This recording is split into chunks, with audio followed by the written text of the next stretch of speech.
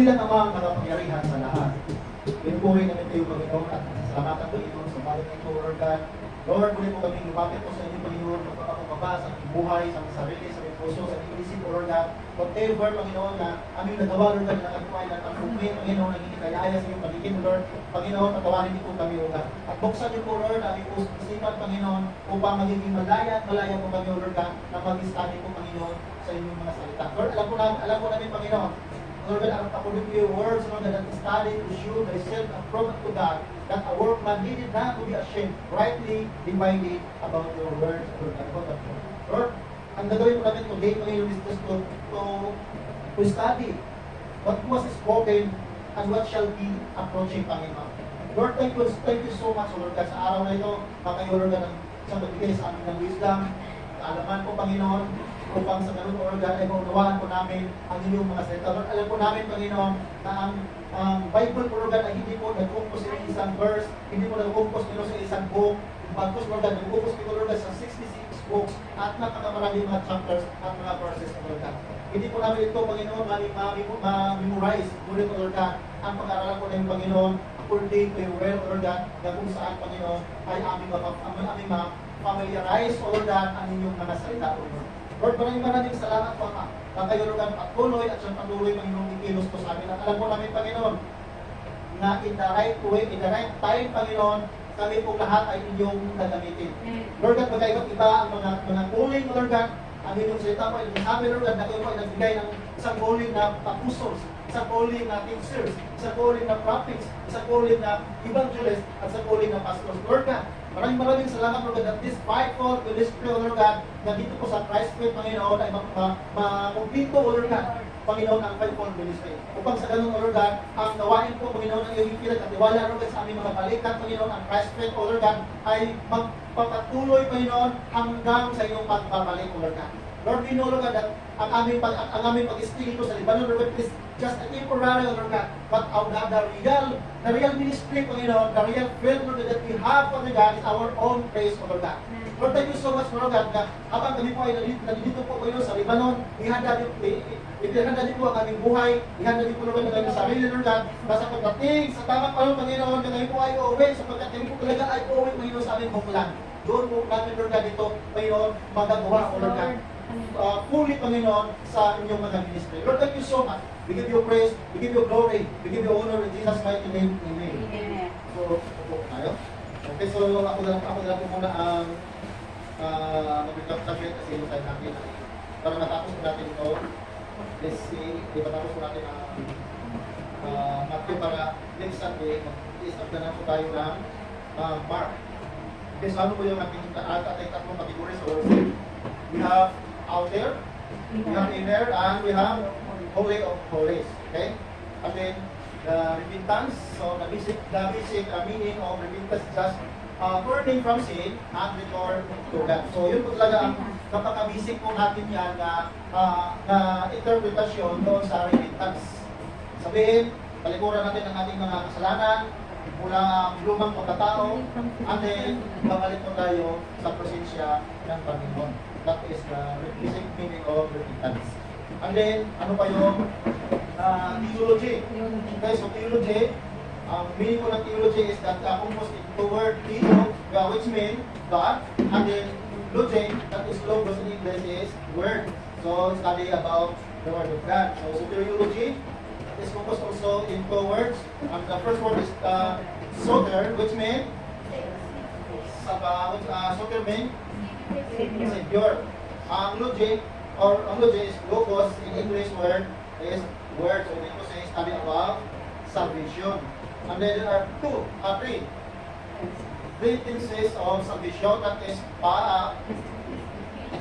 justification, sanctification, and glorification. Hindi ko say natin that was was, is, and to come. Kaya po ay past tense, present tense, and future tense. Okay, past tense, that is justification. We are being justified by the blood of Jesus through our sa ating pananampalataya, tayo pa justified, and then we are being sanctified by His blood. Nagiging banal po tayo sa ating pananampalataya through the blood of Jesus Christ was shedding through the cross of Calvary. And then, glorification is future. Parating po yun, pagdating po sa tamang panahon yun po sa kaharian ng Diyos. Everyone must ask the award na may award ng glorified crown of glory. So, marami po yun. So, yun pa ay future things. So, then, ano po yung isa po tayo ng Matthew. Okay? So, tapos na po natin yung Matthew. Meron po tayo, na-discuss na po natin yung several keywords of key verses of Matthew. So, and then, ang wala po dito is by next Sunday, Matthew 28, verse 19 to 20, si Sister Gina, kasi present po siya diba, sa next Sunday. So, nag-usap na po kami, siya po discuss dito, kung meron po sa assignment. And then, Sister Roslyn, maybe I would like to give you also some assignment. So, maybe, the next Sunday, you are here, right? Yes, Pastor. Next Sunday? Opo, inshallah. I hope naman makarating ng mga anak ka. Wala parating ngayon kasi cancel lahat. Oo, walang flight. I heard, cancel po yung mga flight. Walang flight. Delikado kasi ngayon ang delikado. So, bigyan po kita ng, Iran. bigyan kita ng assignment para mayroon din po kayong makagulay-gulayan pagdating sa bahay. Para mayroon din po kayong magiging totoo ito. Explain po ang inyong pag-aralan. Okay, so dito po sa kuha, kasi meron po tayo, so dito sa 24, Matthew 24, ito po yan. Magulay-gulay po ito, ito nag-ilamulit po. Ilamulit po ito. Matthew chapter 24, verse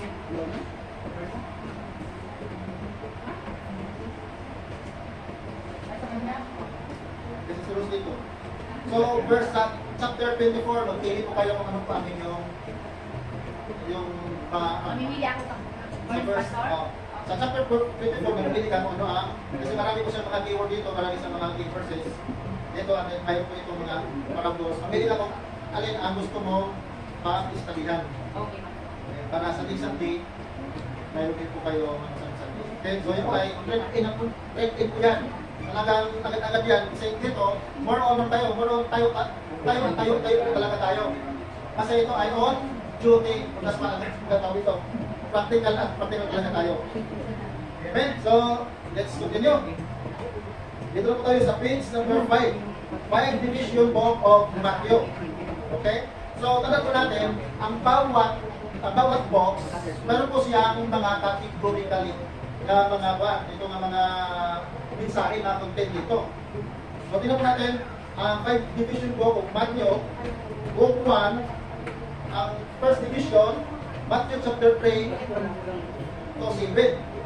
Yun po ang kanyang yun po ang kanyang division. So, tingnan po natin yan dahil ito ay kailangan natin yung mapag-i-arise. Ang Matthew po pala, mayroon po pala ang 5 division na ito of Matthew. Hindi naman po pala isang buong series. So, bakit kaya may division po ang mga books? May mga division. Bakit po kaya? Ano po kaya ang ating mga idea? Bakit mayroon mga division pa kailangan? Bakit ito hinati-hati pa? Hindi kayo walay. Kasi ito po yun.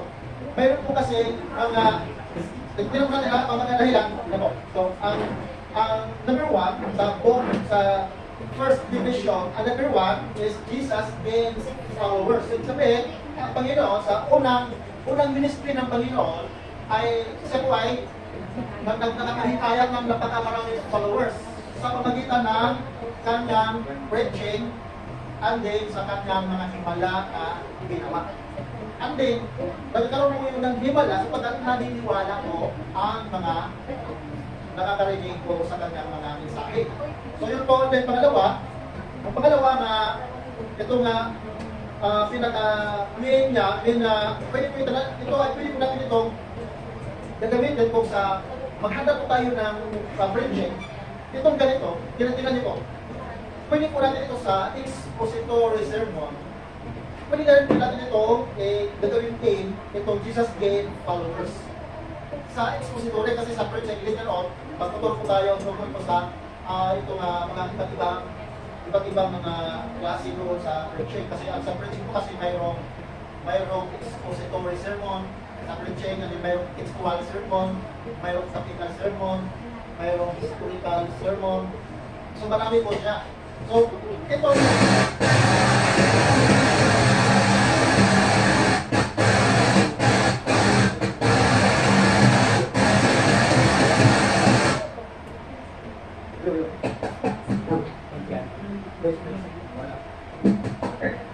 괜찮아요.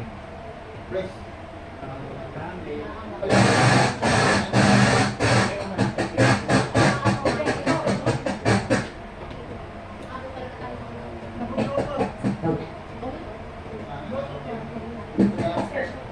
괜찮아요.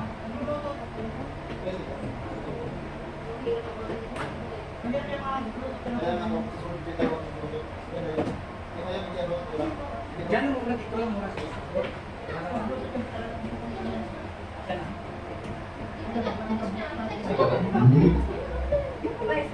Praise the Lord.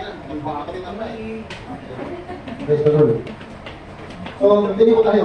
Kaya lang, parang sigaw ako. Wala lang naman yung wala lang yung ko. Parang pasigaw yung salita ko. Amen. So, ito po yun. Sa itong expository sermon, itong first division ng Matthew, pwede na po natin itong magagamit as our aim. Jesus is followers. So, and then, sa number 2, Sermon on the Mount. Saan po kayo itong Mount? Malaman natin ito kung saan ang Mount ito. Bubuksan natin ang Matthew chapter 5 to 7. Kung saan ito nga Mount, ito nga Mount Uli ba ito or kung ano ang Mount ito kasi hindi na nakalagay ang specific.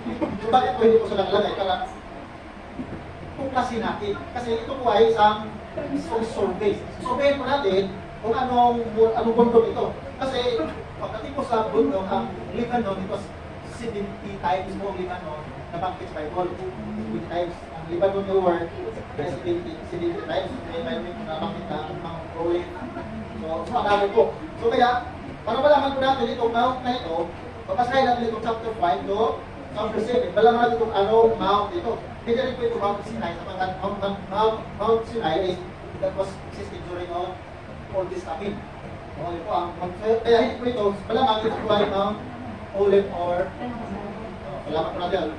Malaman po natin yan. And then, continue po tayo sa book, sa division number 2. Ang division number 2 is from Matthew 8 to 10. So ang kanyang content naman po dito is number 1, Jesus works miracles. Okay, ito po. And then number 2, Jesus sent His disciples. So ito na po yun. So sa madaling salita, na before po, ang mga disciples ay itong isinisin ng Panginoon, sila pa ay nagkakaroon na sila ng pag-training. Tinuturuan muna ni Jesus Christ ang mga disciples bago isinisin kagaya sa atin kundi kayo po ay nag-aaral and then afterward na kayo ay tapos na and you are fully equipped po sa salita ng Panginoon and God says go to somewhere out there.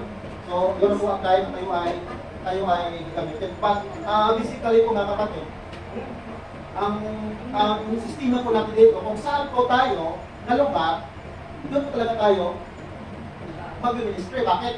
That is biblical. Bakit is biblical? Jerusalem first before Judah and Samaria. Now, ang Jerusalem po natin, that is our family, our village, our town, our city. That is our Jerusalem. And then, ano po yung Judah? Sa Judah, yun po ay next bayan, next city, yun po yun. So, biblically, Jesus Christ nag-ministry, doon siya nag-ministry muna sa kanyang Jerusalem, sa kanyang bayan na. Bago siya punta doon sa Judah at Samaria. Until sa nagluluhan ng mundo. So yun po kaya si Pastor Gretchen, mayroon po siyang nakabang noon na ministry sa Mindanao, sinabi, tumakaan po tayo, nakatayo po kayo ng church doon. So yun po rin, kayo somehow, someday, kung sino po sa atin, o kung sino po sa atin ang unang, ito sabihin po natin na talagang kinakapag po ng Panginoon to start ministry. So tayo po ay magsusuportahan po tayo.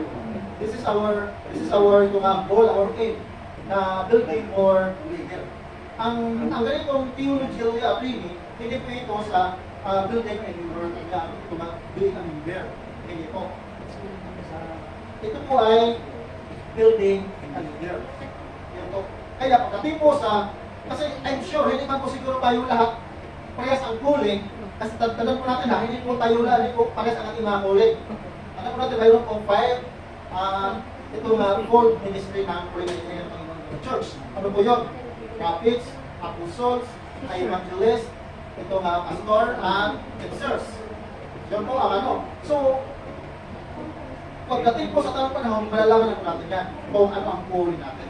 Okay, but every one of us ay bibigyan po talaga tayo ng itong kanya-kanyang priority sa ministry. Kagaya po ng mga apostolis, mayroon din silang kanya-kanyang mga hinawakan ng mga ministry. So yun po, yun po sa, dito po sa Matthew 10, yun po ang kanyang sinasabi ng Panginoon niya, Jesus sent his disciples. So, subukan na natin alamin itong chapter 10, kung paano ng Panginoon pinadala ang kanyang mga disciples. Kung paano. Kasi malalaman natin kung paano niya pinapadala. Matthew chapter 10. Alamin natin kung paano.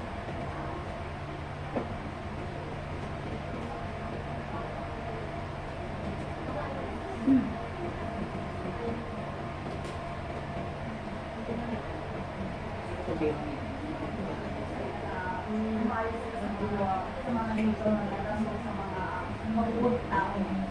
Sinasbukan na natin itong verse 1 to 5 kung ano sinasabi dito. Sabi ito nga, when he had put his 12 disciples to him, he gave them power over unclean spirits, to cast them out, and to heal all kinds of sickness and all kinds of disease. Now, the name of the 12 apostles are this. First, Simon. Who is Simon? That was called Peter. And Andrew, his brother. James, the son of Zebedee. And John, his brother. Philip and Bartholomew. Thomas and Matthew, the tax collector. James, the son of Alphaeus. And Lydius, whose surname was Thaddeus. Simon, the Canaanite, and Judas Iscariot, who also betrayed him. This 12, Jesus sent out and commanded them, saying, do not go in the way of the Gentiles, and do not enter a city of the Samaritans. Bakit po kaya? Bakit po kaya? Let's just try to analyze. Bakit po kaya sasabi dito sa 5, this word Jesus sent out and commanded them, saying, do not go into the way of Gentiles, and do not enter the city of the Samaritans. Bakit po kaya? Continuing with the opinion. Bakit sinabi pa yun, bago po kayo pumunta doon sa mga hintel. Gawin ko sa mga hintel, mga non-Jewish, mga non-Jews po sila, yung mga hintel. And then, bakit kasabi ko nga, huwag kayong pumunta doon sa mga Samaritans. This is the first mission na ibinigay ng Panginoon, ibinigay Jesus Christ sa kanyang mga disciples. Bakit po kaya? Kasi pastor, yun po yung Judah. Parang nag-focus muna sila sa iyo. Yes, sabi. Ngayon po sinasabi ng Panginoon na huwag muna kayo pumunta doon muna sa labas. Dito muna tayo sa ating sariling sarili bayan. Dito muna kayo magtutukos sa ating mga kadugo, sa ating pamilya. So that is the first ministry. So likewise po sa atin. Ang first ministry po talaga natin, that is our Jerusalem. Pero po sinasabi dito nga, huwag muna kayo pumunta doon sa next village. Huwag muna kayo pumunta doon sa next city, next town, kung hindi pa po dito ma-evangelize ang mga kababayan natin. Kasi this is the first mission na ang mga apostles ay dala ng Panginoon. So of course, di ba sabi ng Panginoon, sabi ng Panginoon na, sabi ng Panginoon is, hindi ko ako pumunta dito para sa mga ano yun? Susubukan mo yan, bukuman. Hindi ako pumunta dito para sa Nagtakang to steal. Ha? Hindi ako pumunta dito para sa mga, Mabuti. ha?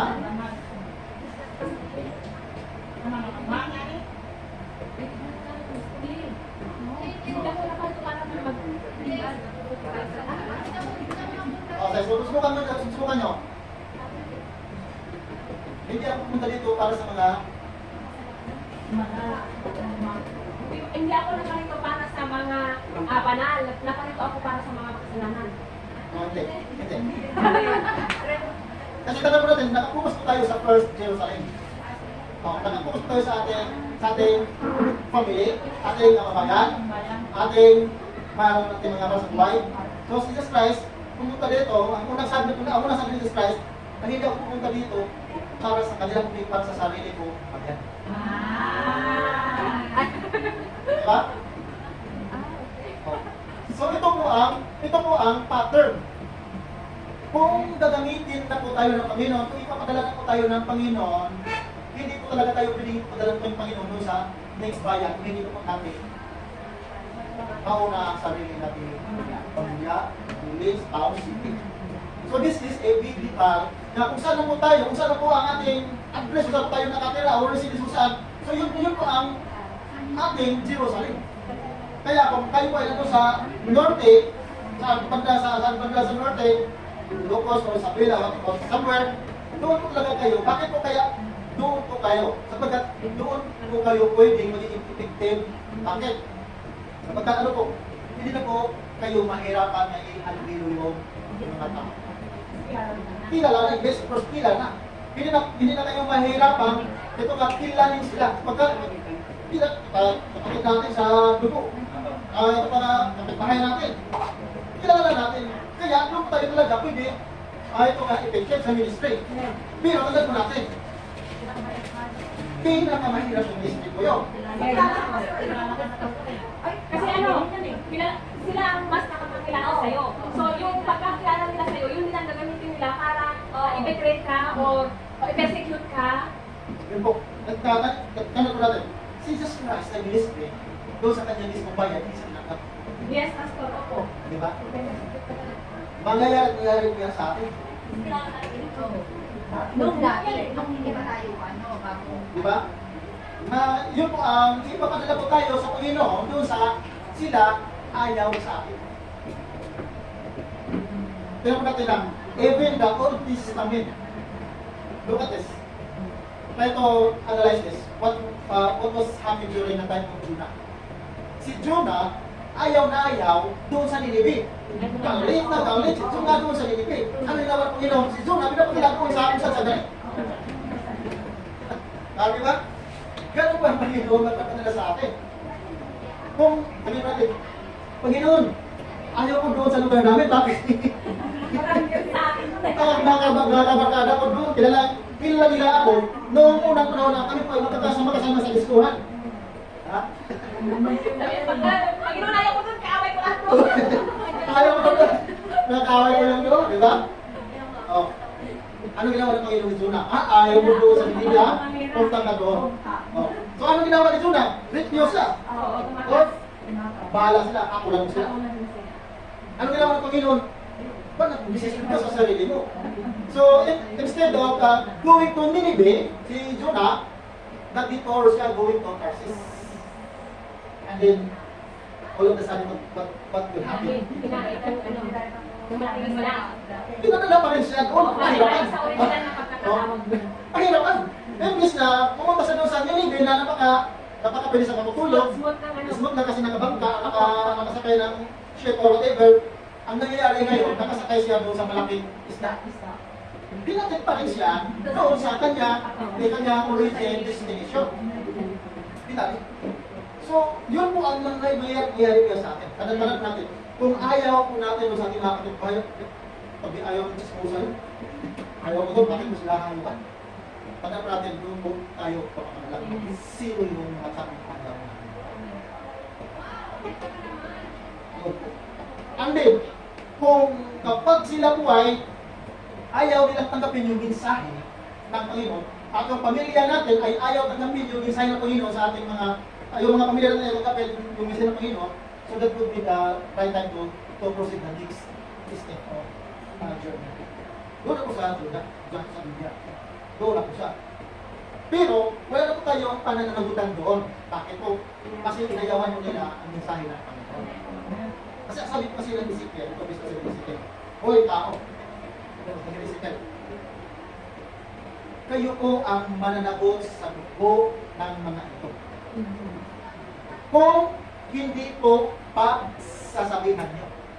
So, meaning to say, tayo po ang mananagot doon sa ating mga pamilya kung sila ay mamamatay na wala po sa Panginoon, sila po ay sisigaw. Sisigaw po sila sa Panginoon at tayo po ang ibigay. Panginoon, hindi po nila kami sinasabihan.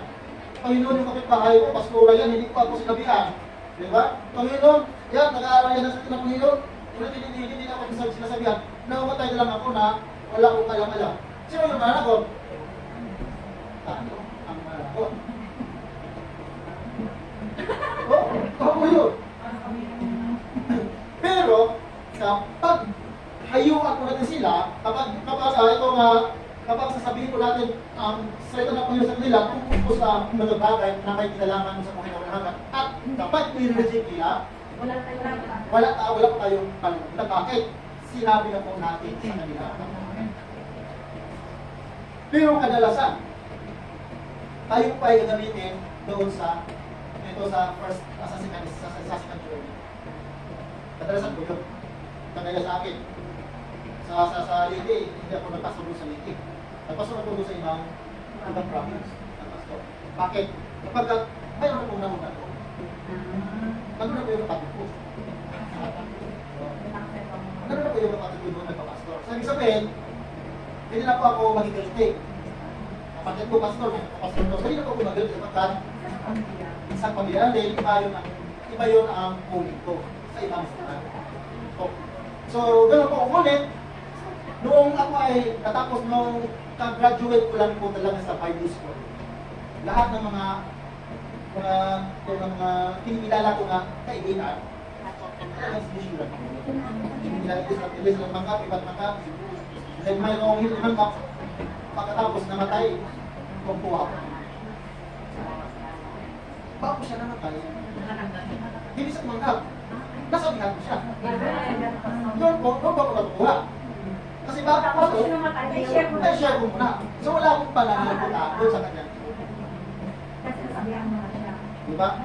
Maniniwala mas sila o hindi, ang mahalaga, sinishare ko natin ang word of God. Ano man ang nangyari po sa buhay nila, wala po tayo maramdaman ng guilty. Hindi ko tayo na, hindi ko guilty. Bakit? After 3 days, sinayuan ko siya, pinapatanggap ko sa Panginoon, talagang ayaw na kami. Ang sabi niya, kung ano yung pinag-disnan ko, doon ako mamatay. So, sa madaling salita, literally, sinabi ko talaga siya, literally, na, o sige kasi, sinatawag ko sa tatay.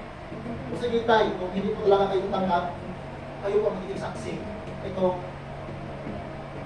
alam mo, lumabas ako. After 3 days, siya ay namatay. Natutuwa pa ako. Kasi, wala akong pananagutan sa kanila.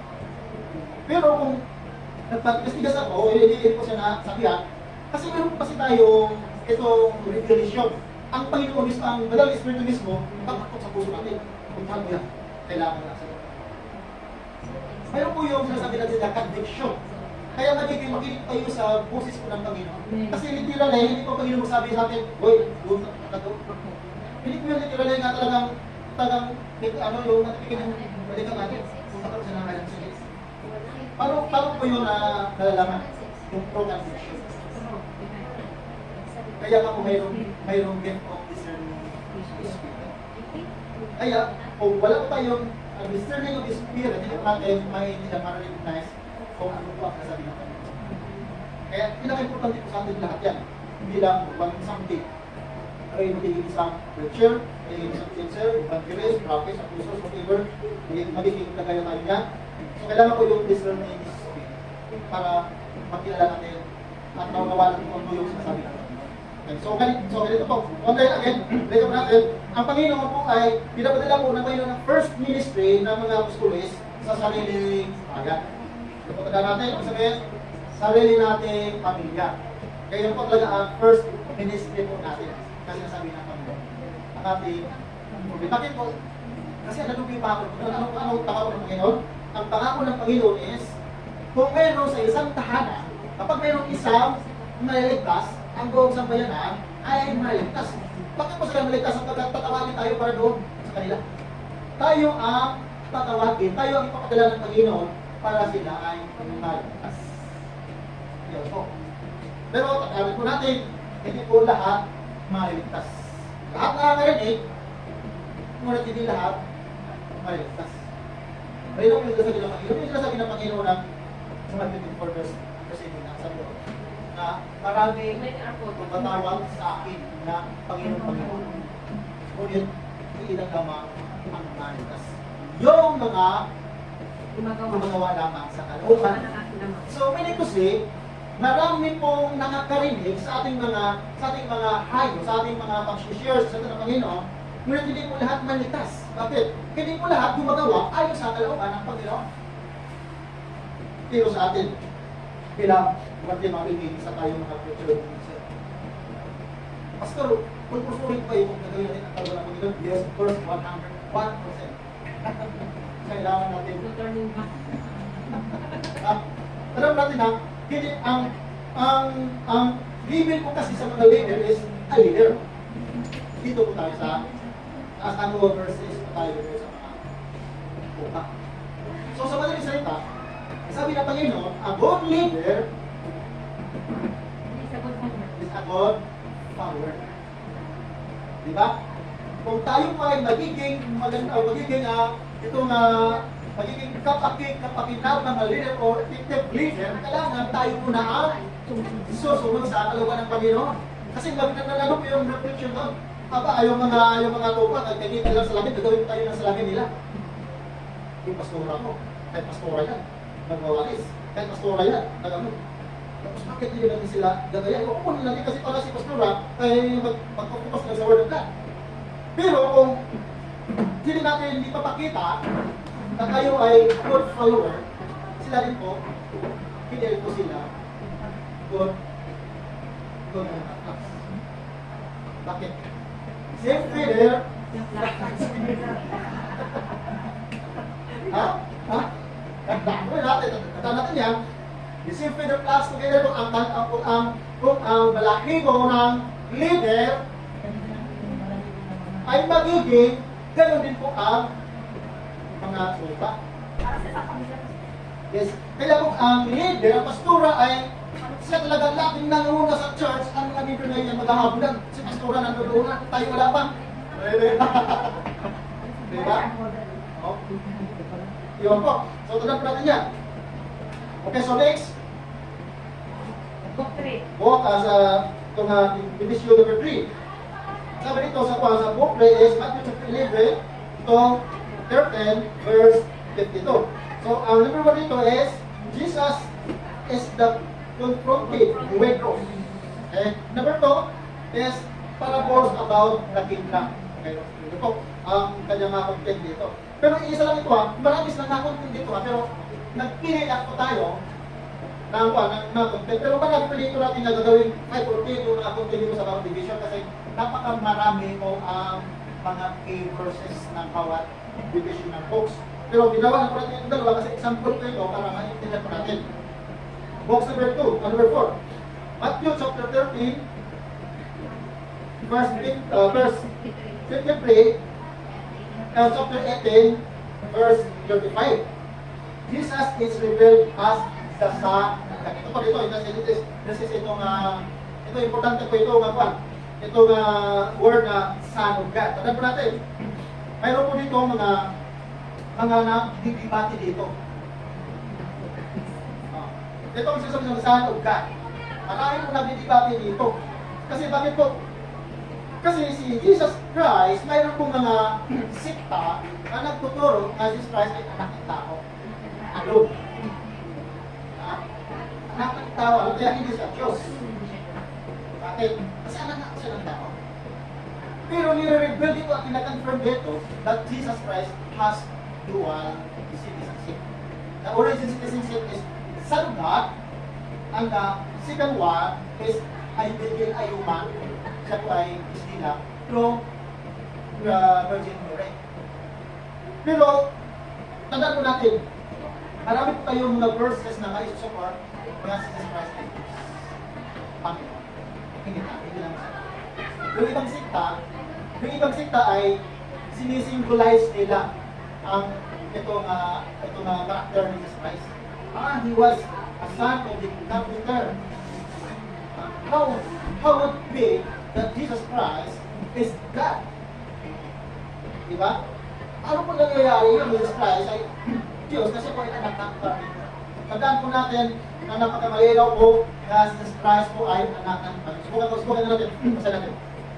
Matthew chapter 13 verse 53. Subukan natin. To prove that Jesus is the Son of God.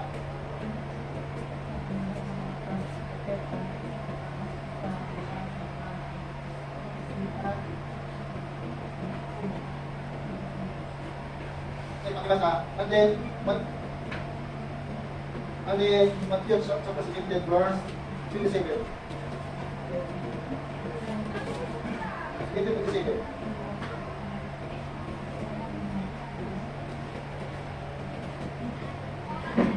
Matthew chapter 17, 27. Ang sa una, 13, 53. 13:53. Now it came to pass when Jesus had finished this parable that he departed from there. Matthew chapter 17, verse 17. 17 verse 57. 17, verse 27. Nevertheless, lest we offend them, go to the sea, cast in a hook, and take the fish that comes up first. And when you have opened its mouth, you will find a piece of money. Take that and give it to them for me. 18, 27, 17, 27. Wala na? Yun na lang po. Tignan nila yung verse niya. Yes, po. Okay. So, tingnan po natin dito. Ang sinasabi dito sa sinasabi. Ang sabi dito nga, okay? Anong sabi ni Jesus Christ? Okay, hagis. Oh. Hagis. Dito sa 18, chapter 18. Sige, napapatuloy. Chapter 18, verse 1. At that time, the disciples came to Jesus, saying, Who then is greatest in the kingdom of heaven? Chapter 2, then Jesus called a little child to him, set him in the midst of them, and said, Assuredly, I say to you, unless you are converted and become as little children, you will by no means enter the kingdom of heaven. Tuloy pa sa? Okay, so focus tayo dito sa pa. Focus tayo dito is Jesus is revealed as the Son of God. So, ibig sabihin dito na nagbigay ang Panginoon ng palatandaan that He was non-human during the time when Jesus Christ na nagsasalita. Kasi si Jesus Christ, nagsasalita po si Jesus Christ, hindi po as a human being. Tandaan po natin, every time na si Jesus Christ nagsasalita, hindi po siya nagsasalita bilang tao, kundi bilang Diyos. Bilang sangkat. Tingnan po natin ang kanyang senaryo. Kanyang senaryo. Sino ba ang may kakayanan? Okay? Ito po ha, kasi ito ay isang kind of, ito nga kamangha-mangha na sinasabi ni Jesus Christ. Gusto niya natin masahin. Ito sa 13 verse 17. Kung paano po natin ito, kung paano po tayo ang mangha. Ang sabi nito, For assuredly I say to you. Sino po yung sasabi dito? Si Jesus Christ. Okay? Jesus Christ po sasabi dito. Sabi ko nga, I say to you that many prophets are righteous men, desire to see what you see, and did not see it. Did not see it. To hear what you hear, and did not hear it. Yun po ang sasabihin kung itutuloy po natin, therefore, hear the parables of the sower. When anyone hears the word of the kingdom and does not understand it, then the wicked one comes and snatches away what was sown in his heart. This is he who receives six by the weak side. So, ang salita nito is Jesus Christ po ang nagsasabi. Ano po natin? Si Jesus Christ po sabi, so wala pong kahit sino pwede magsasabi dito na kung hindi siya ordinary na tao. Hindi ito makayanin. Bakit? Sapagkat ito ay isang parables na napaka-maliwalang sinasabi. Bakit sinasabi ng Panginoon? Bakit ko kaya? So mga pratandaan ito nga he is the Son of God. But in previous verse, nasabi ko talaga ng Panginoon, kung sinasabi ng Panginoon doon sa pangyari doon sa water baptism sa John, alam natin niya, pinabanggit talaga ng Panginoon na this is my beloved na walang tayong kanulaga. Ngunit dito sa Matthew is ni-reveal as the Son of God sapagkat mayroon po siya mga mahiwagang mga sinasabi dito na hindi po maunawaan ng mga tao. Okay. Now, ito pala how great this works in the kingdom. Okay, ito po meron tayong ito nga malaking kalaisipan. Mayroong nag-stand dito na napaka malayo po ang kanilang interpretasyon. Ano kaya? Subukan na natin.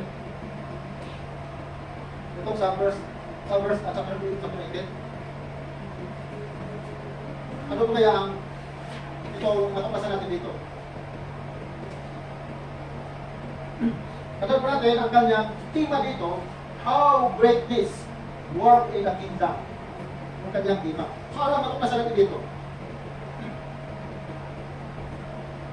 Ito ay patungkol po sa kaharian ng Diyos. Okay, basahin natin, panawalan natin. At that time, the disciples came to Jesus saying, who then is greatest in the kingdom of heaven?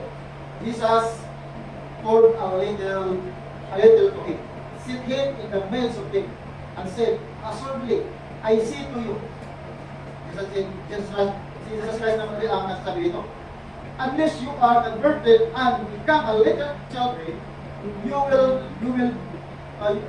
by no means enter the kingdom of heaven. Therefore, whoever humbles himself as a little child is the greatest in the kingdom of heaven. Whoever receives one little child like this in my name, receive me. But whoever causes one of these little ones who believe in me to sin, it would be there for him if ano po sinasabi ko? If a millstone were hung around his neck and he were thrown in the deep of the sea. So ano po ang ating manuwa? Kasi ito po ay mahaba po yung mga verses dito. Hanggang verse 35. So ano ang ating direct na maintindihan natin ito regarding po sa kingdom of God. Ano ang ating maintindihan ito? Yung pinaka-basic na maintindihan natin. Itong sinasabi sa verse 3. Okay? Kasi ito po yung tanong ng natin ng mga disciple. Sino po ba ang ito nga mataas or greatest doon sa kingdom of heaven? Who are they? Who are those? Sino po yung mga tao ito? Itong tawag na sila po ay greatest. Ang greatest dito is maraming kalugan po dito ang greatest. Pwede siyang ito na pinakamataas. Pwede siyang pinakamagaling. Pwede siyang qualified. Pwede siyang ito na masabi natin na pwede ba pangyayari? Pwede po yung greatest. Pero this verse, saan po? Alin po doon? Ang sinasabi yung karapat-dapat ba o yung mataas? Dapat. Yes, karapat-dapat. Bakit po nasabi yung karapat-dapat? Sapagkat may naman sinasabi dito sa verse 3, and say, assuredly I say to you, unless you are converted and become as little children, you will by no means enter the kingdom of God. Therefore, whoever humbles himself as this little child is the greatest in the kingdom of it. So, karapat-dapat. So, sino po yung karapat-dapat? Yung mga karapat-dapat. Yung karapat-dapat isa sa ito. Pero yung word na ginagamit is greatest. Kasi yung greatest is not a singular. Pwede po, yung natin ibang nagawa mo sa how are you? I'm great. So, marami po siyang kahulugan. is not singular. So ginagamit ko rin yung great, bakit po? Kasi yung great ay, ito nga kung i-compare ko natin, universal words, yes. And then, bukod sa universal words, ito ay, kung i-compare natin sa God, Diamond. ayun, din yung God. God, God. Peter, base, Great. great, saan po akalin mo natin ang Great. great, di ba? Yun po. Kasi pag sabi ko nga, how are you, ay God. Parang yung Hindi ka expressing napansin. na-complete niya, di ba? Oo. Hindi pa tayo kung sino, pag sabi ka, how are you? I'm great. So, ibig sabihin, ano po yung, Malakas po yung impact natin. ano po, kung ibig sabihin yun po. Kaya, yung pag ginagamit ni Jesus Christ, yung greatest, sapagkat napaka-importante po yun. Importante. At mahalaga. I'm great. So, kung sino mo yung was the greatest in your kinalugan, those people na marunong siyang magpapakumpa as a little child. So, siya po ay magiging greatest in God. So, yun po ang yung pagkalugan nito. So, yun po ang napakasimple lang pag-survey natin. Tandaan natin, huwag po tayong nalilito at magtataka bakit hindi natin yung first. Kasi, sinusurvey lang po natin yung mga importante mga content dito sa bawat mga books.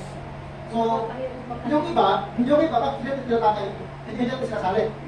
Sapagkat, survey nga lang po yung ating scientific survey. So, ibig sabihin doon, yung iba, makukuha lang natin yun sa pagpapatuloy nating pag-study. Naalala lang natin yan. At tapos meron tayong mga basic na mga information kung ano po ang mga importante nyo lang sa bawat box. And then 5. Sa book 5, Matthew chapter 19, verse 25. People struggle with Jesus' kingship. Those who pulot sa Matthew chapter 19, verse 23. Okay, and then, so number 2, teaching about judgment and the kingdom to come. So ito na po yun ito sa Matthew 24, Sister Rosalie. Yun po yung sa'yo, ha? Yun po yung assignment mo. Matthew 19 verse 24. Yung assignment mo, yung chapter 24. Oh, ito teaching about judgment in the kingdom of God.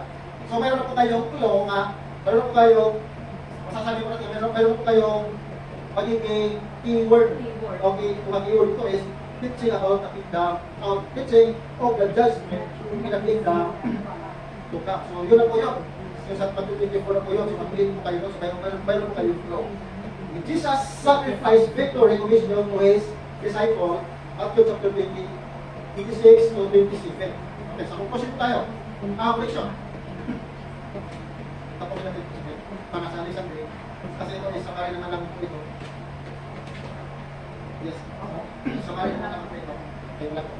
So question, because Matthew supposed is to present Jesus Christ as the King and Messiah of Israel. Ito yung sinasabi ito rin na. Because this Christ supposed to be, this Christ supposed to be, siya po ay pumarito as King of Israel. Yun ang sinasabi nito. Di ba sa Matthew dito? Sa kanyang connection. Because Matthew's purpose is to present Jesus Christ as the King and Messiah of Israel. He quotes from the Old Testament more than any of the other three gospel written writers. Matthew quotes more than 60 times from prophetic passages of the Old Testament, demonstrating how Jesus fulfilled them. He begins his gospel with the genealogy of Jesus, tracing him back to Abraham and progenitor of the Jews from them. Matthew quotes extensively from the prophets, frequently using the phrase as was spoken through the prophets. Yun po ang kanyang laging sinasabi. Na nagpo-quote po siya ng madalas doon po sa New Testament. As masanto nga, as was spoken through the prophets. Yun po sasabi nga, it was spoken. Doon po sa Isaiah, it was spoken. There is one child be born and born as the Prince of Peace, Counselor, everlasting Father, whatever, marami po yun. So yun po ang sasabi ni Matthew na it was spoken. And then sa Matthew chapter 1, hanggang dito, yun na po yung mga verses na nadali natin. Ngunit, sabi ko dito, this verses refer to the Old Testament promises of his virgin birth. Ito po sa Isaiah chapter 7 verse 14, kung paano po, subukan natin kung paano. Paano yun? Kasi ito si spoken Ibig sabihin, sinasabi na po ni Prophet Isaiah, and then si Matthew ay kina-confirm niya doon sa book of Matthew. Isaiah 7 verse 14.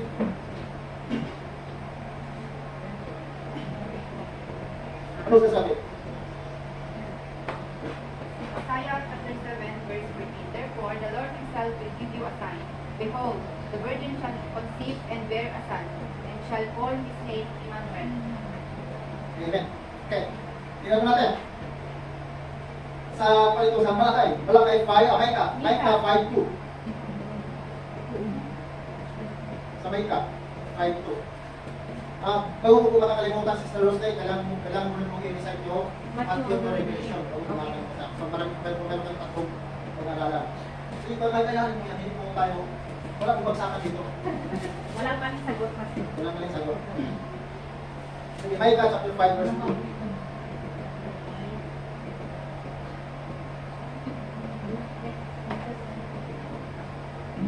Micah chapter 5, verse 2. But you, Bethlehem Ephratah, though you are little among the thousands of Judah, yet out of you shall come forth to you the one to be ruler in Israel, whose goings forth are from of old, or from everlasting. Amen. So hindi ko ba tayo nagtataka? Wala pa po ang Matthew nung sinasabi ito. Right? Wala po ang Matthew dito. Kasi ang from Malakay, tingnan po natin how long yung gap niya. Ang gap nito is napakahaba po from Malakay to Matthew, almost 500 years.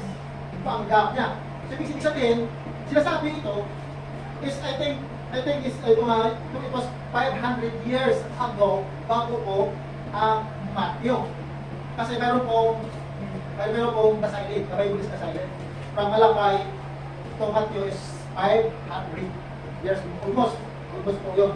Wala po siya exactly na sulat talaga kung how many years, but approximately mayroon po mga 400, more or less 500 years po ang gap.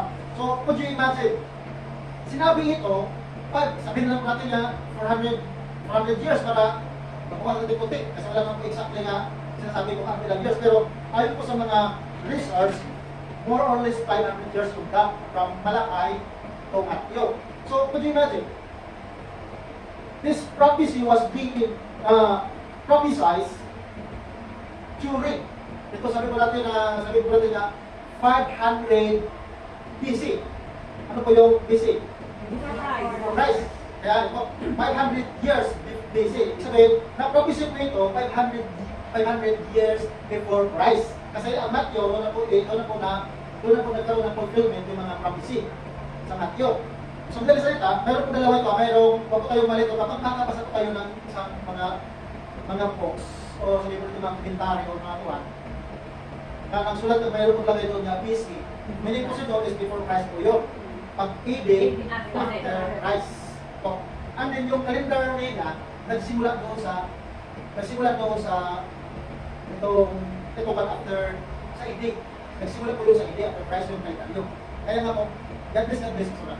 Kaya nga po mayroon sasabihin nga 5 years BC. Ibig sabihin, nangyayari ito 500 years before Moses Christ. Kasi patras po ang bilang sa from the existing of Matthew to Genesis, ang bilang nga ay patras. Kasi yung timetable nito, yung calendar po dito, nagsimula dito ka sa time sa existing po or sabi ko natin nga AD ang calendar. So, ibig sabihin, ito yung Jesus Christ. Yung BC, ito yung BC. Yung AD dito. So, nung nag-start po yung calendar, is nung namatay si Jesus Christ. Papunta doon sa 2000. Ito naman ay papunta doon sa pagkantad 1. So, 2000, kasi ito yung 1,909 pa-Christ. Yung pagbilang yun pang sa Bible calendar na kanilang mga sulat. And then, sa currently, this time, nag-start po tayo ng 2000, 2000 kasi ang bilang po natin sa ngayon lang, yung Jesus Christ ay nag-start po na yung 1 to 2000. Kaya tayo ay 2,000 years na po tayo ngayon. From Jesus Christ. from Jesus Christ, 2,000 years na po tayo mahigit. Yun po. And then, from Jesus Christ naman to the beginning sa record ng Bible is nandoon na po yun doon sa almost 4,000 kung sa biblical basis tayo. Ngunit, mayroon po sinasabi ang mga scientists that there was a million years before the world. Yun po ang mga sinasabi po ng mga scientists. Kanilang mga research po yun according to their discovery. But according naman sa Bible, is mayroon naman po 7 days ang sinasabi ng Panginoon. And then ang 1 day sa Panginoon is equivalent for a month 1,000 years. 1 day ng Panginoon. So sa Jesus, sa history, God created heaven and earth until created the Adan and Eva is 6 years. 7 days. 6 days. Pagka 7 days, ang Panginoon po ay nagpapahinga. So, feeling ko sa kung gagamitin po natin ang sinasabi ng Peter, noong ika-7,000 ay nagpapahinga po ang Panginoon. So, marami pong mga Bible scholars na nagsabi na might be, ginagamit po yung word might be, perhaps.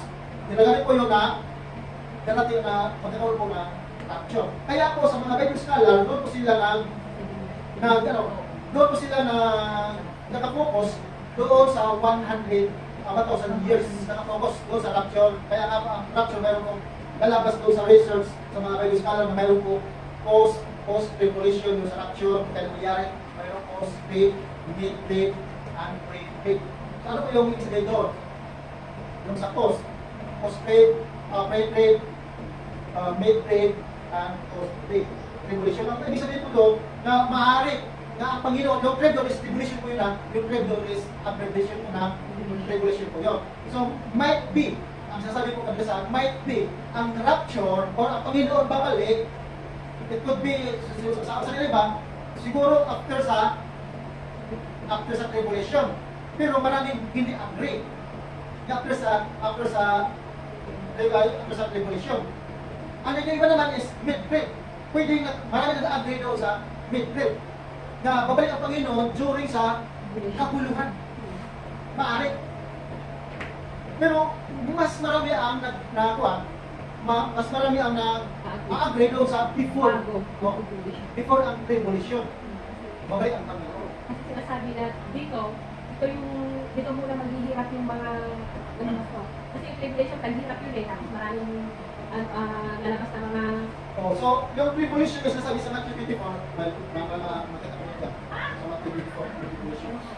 So, ayun, tribulation is sabi niya sa marami, pag mag-aralan mo yan, siguro makuha mo yung isang session natin. Aralin mo yan, makuha mo yung buong session natin tonight. Kasi, ang ganda yung history sa dito. Yun po. So, malalaman mo po yun, kapag yung tribulation dyan sa Matthew 24, verse 5 na tayo, verse 6, verse 4. Sa 24. Verse 3. Kung start sa verse 3. Pagdating ko yan. So yun po. So marami kayong keyword na pwede mong makapag-focus kasi maraming division yan dyan yung keywords, verses. Yun po. So yun po. Malalaman po natin yan, yung ganun nga rapture, kapag may sabihan po natin, makisabi po kayo doon sa Thessalonians, kasi napapanggit po sa Thessalonians, yung rapture doon, yung the kingdom is coming. So, pagdating ko sa Revelation, doon kayo matatagpatagpag na rin.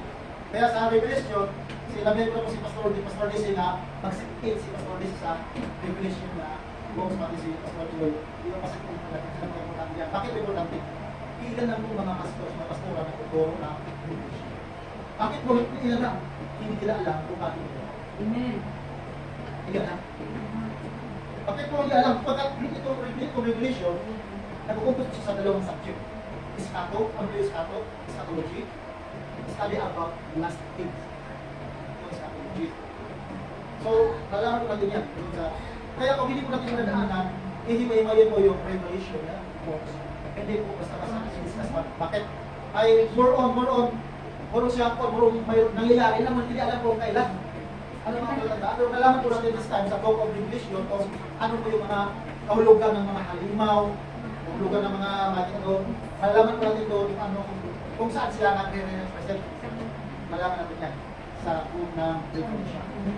Kailangan kasi Pastor Rizzi is mag-sit-in si Pastor Rizzi kasi si Pastor Rizzi is belong si Pastor Rizzi sa pastoral groups. Si Pastor Rizzi natin one day magiging kaarito kayo sa pastoral. So, ibig sabihin, hindi na tayo member, hindi. Ano ko sa ibang category ng samahan. Po. So, yun po. So, yun po sa Yohan, maraming po sasabi dito rin. Ano yun, bigyan po natin. So, si Isaiah lang po ang nagbanggit na virgin. Ha? Mayroong isi lang. Di ba sabi dito nga may isi lang siya. Sabi dito nga, this verse refer to the Old Testament practices of this virgin birth. So, isi lang ako sa Christ. Isi lang ako sa Christ doon sa virgin na sabi, dalaga or no touch, no whatever. Pag sabi ko sa dalaw. Yan po. And then, yung sa Maika, ano rin po sabihin niya. Okay, so, napasok natin yan kasi pagkakubra sa kanya kahulihan. Okay. So, friends, samarin tayo para natapos tayo sa akin. Sundan lang natin pa natin, sundan natin. So, brief summary. The Gospel of Matthew discusses the lineage, birth, and early life of Christ in the first 2 chapters from there. The book discusses the ministry of Jesus. The descriptions of Jesus Christ's teachings are arranged around discourses such as the Sermon of the Mount in ano po yung Mount na yan? Malaman natin magbasa natin yan. Through 7, chapter 10 involves the mission and purpose of disciples. Chapter 13 is the collections of the parables. Chapter 18 discusses the church. Chapter 23 begins a discussion about hypocrisy and the future. Chapter 21 to 27 discuss the arrest. Sabihin yung inarrest Jesus Christ. So, torture and executions of Jesus. The final chapter describes the resurrections and the Great Commission na sa Matthew 28. The Gospel of Matthew is excellent in introductions to the core teaching of Christianity. The logical outline style makes it easy to locate discussions of various topics. Matthew is especially useful for understanding how the life of Christ was fulfillment of the Old Testament's prophecy. Matthew intended audience was his fellow Jews. Many of whom, especially the Pharisees, Sadducees, stubbornly refused to accept Jesus as their Messiah. In spite of centuries of reading and studying of the Old Testament, their eyes were blinded to the truth who Jesus was. Jesus rebuked them for their heart's heart and their refusal to recognize the one he had supposed to be waiting for. They wanted a Messiah on their own terms, one who would fulfill their own desires and do what he wanted him to do. How often do we say God our own terms? Do we reject him by striving for him? Only those attributes we find acceptable, the ones that make us feel good. Islam, mercy, praise, while rejecting those we find objectionable, Israel, judgment, unholy, bullying their we dare not make the mistake of the Pharisees, praising God in our own image, and yet expecting Him to live up to our standard. Such as God did is ito God ha, una ito na, maaari king as a human. Maaari yun ay may katukulan o may ranggo. God is nothing more than an idol. The Bible gives us more than enough information about the true natures and identity of God and Jesus Christ to warrant all our worship and our obedience. Okay, so sa recently, we will start some part. So, at least si Sister Rose din nakakabot sa ngayon Islam pag-aralan.